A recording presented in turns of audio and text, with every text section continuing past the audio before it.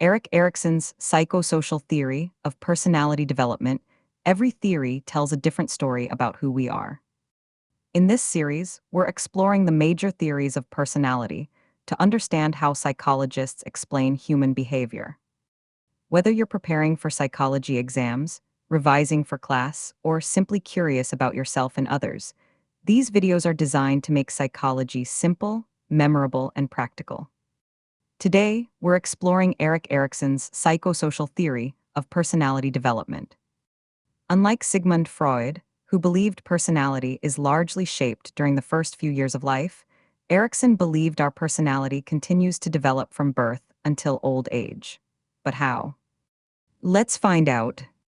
Erik Erikson was a psychologist and psychoanalyst who expanded on many of Freud's ideas. He agreed that childhood is important, but he believed Freud overlooked something equally important: the influence of society. According to Erikson, our families, friends, schools, cultures, workplaces, and relationships all help shape our personality throughout life. He believed that every stage of life presents us with a psychological challenge. Successfully overcoming these challenges helps us develop healthy personality traits.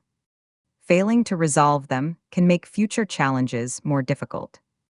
He called these challenges psychosocial crises because they arise from the interaction between our psychological needs and our social environment. Let's follow the journey of one person from birth to old age. The first stage is trust versus mistrust, from birth to about 1 year. A baby depends entirely on caregivers. When caregivers provide love, safety, and consistency, the child learns to trust the world. If care is unpredictable or neglectful, the child may develop mistrust and insecurity. The strength gained during this stage is hope.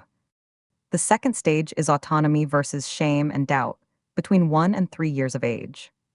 Children begin exploring their independence. They want to walk, choose their own clothes, and do simple tasks themselves. When encouraged, they develop confidence and self-control. When constantly criticized or controlled, they may begin doubting their own abilities. The strength developed here is will. Next comes initiative versus guilt, from about 3 to 6 years. Children become curious. They ask endless questions, invent games, and enjoy taking the lead. When adults encourage this curiosity, children develop initiative and purpose. When they are constantly discouraged or punished, they may begin feeling guilty for expressing themselves. The strength gained is purpose. The fourth stage is industry versus inferiority, during the primary school years. Children begin comparing themselves with others. They learn new skills, complete schoolwork, and receive feedback from teachers and parents. Success builds competence and confidence. Repeated failure or constant criticism may leave them feeling inferior. The strength gained is competence. The fifth stage is perhaps Erikson's most famous: identity versus role confusion during adolescence. Teenagers begin asking difficult questions. Who am I? What do I believe? What kind of future do I want? Exploring these questions helps build a strong sense of identity. Without this exploration, many experience confusion about who they are and where they belong. The strength gained is fidelity, the ability to stay true to yourself while building meaningful relationships with others. The sixth stage is intimacy versus isolation, in young adulthood. People begin seeking close friendships and romantic relationships. Those with a secure sense of identity often build healthy, lasting connections. Those who struggle with trust or identity may avoid closeness and experience loneliness. The strength gained is love. Next is generativity versus stagnation, during middle adulthood. People often begin asking another important question: how can I contribute to the next generation? This may involve raising children, mentoring others, building communities, or creating meaningful work. Those who contribute develop a sense of purpose and care. Those who become disconnected may experience stagnation and feel that life lacks meaning. The strength gained is care.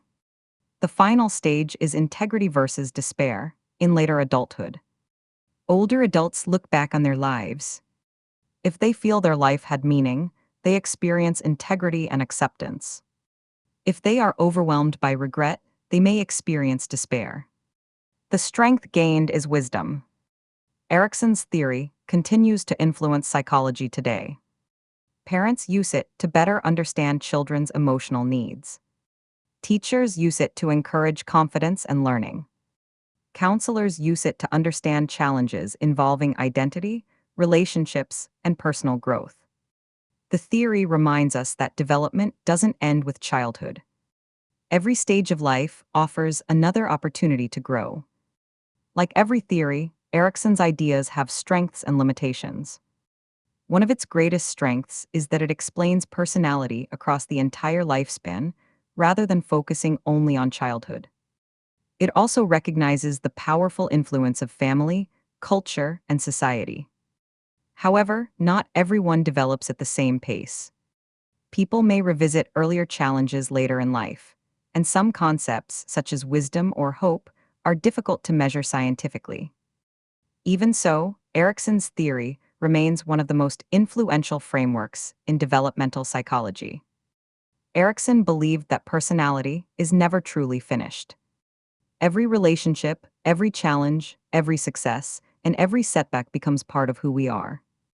Perhaps the most important lesson from his theory is this: no matter where you are in life, your story is still being written.